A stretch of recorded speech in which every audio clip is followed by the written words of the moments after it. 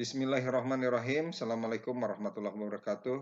Kita berjumpa lagi dalam mata kuliah filsafat ilmu, masuk pada pembahasan batas-batas penjelajahan ilmu pengetahuan.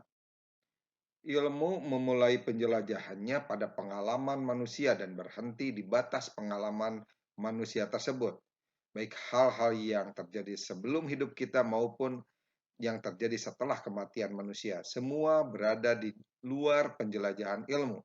Sebagai contoh, ilmu tidak mempelajari ihwal surga dan neraka. Adapun sifat ilmiah sebagai persyaratan ilmu itu harus objektif, metodis, sistematis, dan universal. Ilmu membatasi wilayahnya sejauh alam yang dapat dialami, dapat diindra, atau alam empiris. Ilmu menghadapi persoalannya dengan pertanyaan bagaimana dan apa sebabnya. Filsafat mencakup pertanyaan-pertanyaan mengenai makna, kebenaran, dan hubungan logis di antara ide-ide dasar, berupa keyakinan, asumsi, dan konsep yang tidak dapat dipecahkan dengan ilmu empiris. Batasan dari agama adalah manusia dibatasi oleh ketentuan Tuhan yang dicantumkan dalam kitab-kitab agama, seperti Al-Quran untuk umat beragama Islam. Di dalamnya terdapat hukum halal dan haram. Bagi siapa yang taat akan mendapatkan pahala, dan bagi siapa yang melanggarnya akan mendapatkan dosa. Di sisi lain, apakah pengetahuan itu? Ada beberapa pendapat. Ilmu pengetahuan bukanlah sesuatu hal yang sudah selesai terpikirkan, sesuatu hal yang tidak pernah mutlak, sebab selalu akan disisihkan oleh hasil-hasil penelitian dan percobaan-percobaan baru yang dilakukan dengan metode-metode baru, atau karena adanya perlengkapan-perlengkapan yang lebih sempurna. Bahwa kebenaran ilmiah itu tidaklah absolut, dan sifat-sifatnya berkaitan dengan kebenaran-kebenaran ilmiah selalu terbuka untuk peninjauan kembali berdasarkan atas adanya fakta-fakta baru yang sebelumnya tidak diketahui. Kebenaran ilmiah tidak tergantung kepada siapa yang menghasilkan teori ilmu itu.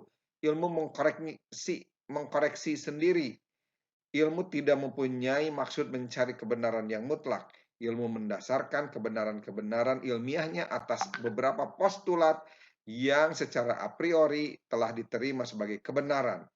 Bahkan, teori-teori ilmu sering digugurkan oleh teori-teori yang lain. Tiap-tiap ilmu visual, auditory, kinestik, atau FAK menghadapi soal-soal yang tak dapat dipecahkan dengan melalui atau memakai pengetahuan FAK itu sendiri. Ada soal-soal pokok yang melalui kompetensi dari ilmu visual, auditory, kinestetik itu sendiri. Misalkan, di manakah batas-batas lapangan yang saya selidiki ini? Di manakah tempatnya di dalam kenyataan seluruhnya ini? Atau metode yang saya pergunakan ini berlaku sampai mana? Umpamanya soal yang sangat sulit sekali. Apakah kausalitas kealaman itu berlaku juga di lapangan hayati, fisik, histori, sosial, ataupun yuridis? Yang keempat, perlu diingat bahwa ilmu yang dimiliki oleh umat manusia dewasa ini belumlah seberapa dibandingkan dengan rahasia alam semesta yang melindungi manusia. Ilmuwan-ilmuwan besar biasanya diganggu oleh perasaan agung semacam kegelisahan batin untuk ingin tahu lebih banyak, bahwa yang diketahui itu masih meragukan serta tidak pasti, yang menyebabkan lebih gelisah lagi. Bahwa ilmu pengetahuan alam ada batas-batasnya, yang menyebutkan 7 buah teka-teki alam, ya, yang tentang itu sudah sewajarnya kita harus mengakui. Ignoramus, kita tidak tahu, bahkan ignorabimus, kita tidak akan mengetahui. Keenam, dengan bagaimanapun juga tiada akal manusia dan juga tiada akal yang terbatas yang memiliki sifat, yang menilik sifatnya sama dengan akal kita, tetapi menilik tingkatnya. Apapun juga jumlah akan melebihinya. Dapat berharap akan memahami penghasilan, bahkan rumput yang kecil sekalipun dengan sebab-sebabnya yang sifatnya mekanis belaka. Itu menurut Immanuel Kant.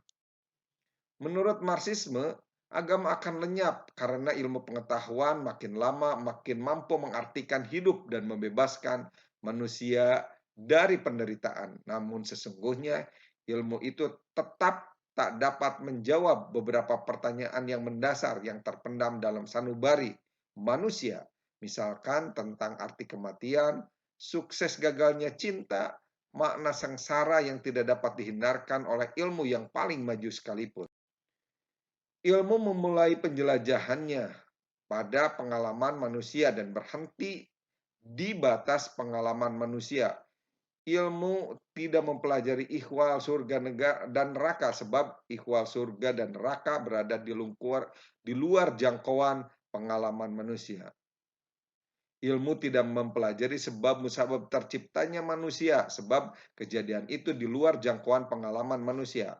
Baik hal-hal yang terjadi sebelum kita hidup maupun hal-hal yang terjadi setelah kematian manusia.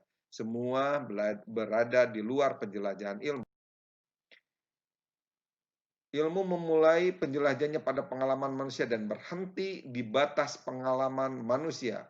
Ilmu tidak mempelajari ihwal surga dan neraka, sebab ilmu berada di luar jangkauan pengalaman manusia.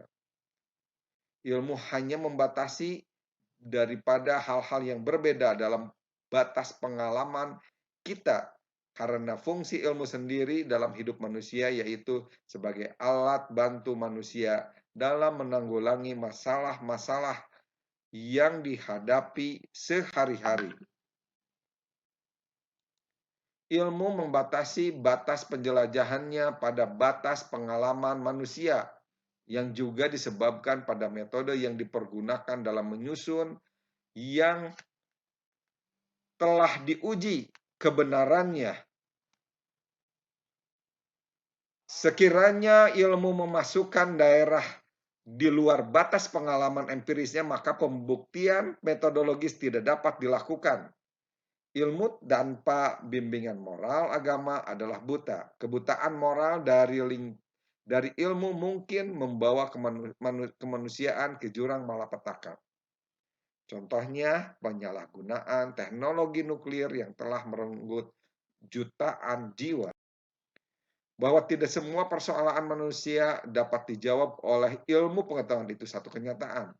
Nilai kebenaran ilmu pengetahuan adalah positif sampai pada saat ini dan relatif, tidak mutlak. Bahwa masalah-masalah yang di luar atau di atas jangkauan ilmu pengetahuan yang dengan demikian tidak dapat dijawab oleh ilmu pengetahuan diserahkan kepada filsafat. Dalam pengembangan ilmu pengetahuan harus diperhatikan sisi kodrat manusia, martabat manusia yang menjaga keseimbangan ekosistem. Hal lain adalah bertanggung jawab pada kepentingan umum dan tentunya bersifat universal. Secara ontologis, ilmu pengetahuan membatasi lingkup penelaahan keilmuannya hanya pada daerah-daerah yang berada dalam jangkauan pengalaman manusia. Objek penelaahan yang berada dalam batas pra-pengalaman dan pasca pengalaman diserahkan ilmu kepada pengetahuan lainnya. Kesimpulannya, penetapan lingkup batas penelaahan keilmuan yang bersifat empiris ini adalah konsisten dengan asas epistemologi keilmuan yang mensyaratkan adanya verifikasi secara empiris dalam proses penemuan dan penyusunan pernyataan yang bersifat benar secara ilmiah. Demikian pertemuan kali ini. Assalamualaikum warahmatullahi wabarakatuh.